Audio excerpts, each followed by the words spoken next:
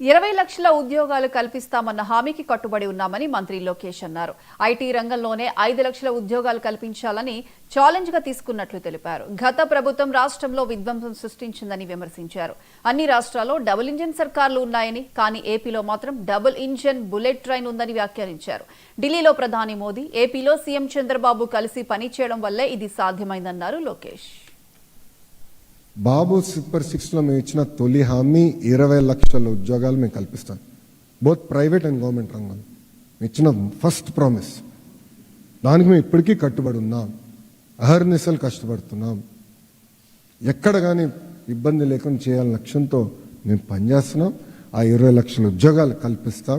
ఒక ఐటీ రంగంలోనే ఒక ఛాలెంజ్గా నేను తీసుకున్నాను. 5 లక్షల ఉద్యోగాలు కల్పించాలి. ఐటీ అలోన్ ఒక ఛాలెంజ్గా తీసుకున్నాను. రాబోయే రోజుల్లో మీరు చూస్తారు, ఎవ్రీ వీక్ అనౌన్స్మెంట్స్ ఉంటాయి. ఎందుకంటే చాలా కష్టపడ్డాం.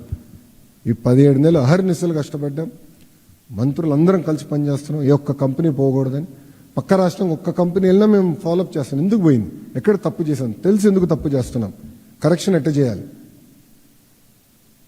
ప్రజలందరూ కూడా ఒకసారి ఆలోచించాలి. 2019 నుంచి 24 వరకు ఎవరు ఆంధ్ర రాష్ట్రం గురించి మాట్లాడేవారు కాదు. ఒక్కరు పెట్టుబడి పెట్టేదానికి వచ్చేవారు కాదు.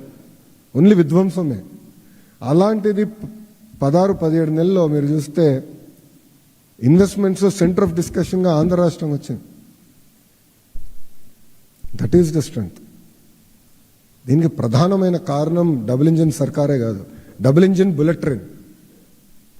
అనేక రాష్ట్రాల్లో డబుల్ ఇంజిన్ సర్కారులనే, కానీ ఆంధ్ర రాష్ట్రంలోనే డబుల్ ఇంజిన్ బుల్లెట్ ట్రైన్ ఉంది. అది గౌరవ ప్రధానమంత్రి నరేంద్ర మోడీ గారు ఢిల్లీలో, ఆంధ్ర రాష్ట్రంలో గౌరవ ముఖ్యమంత్రి చంద్రబాబు నాయుడు గారు ఇద్దరు కలిసికట్టుగా పనిచేసి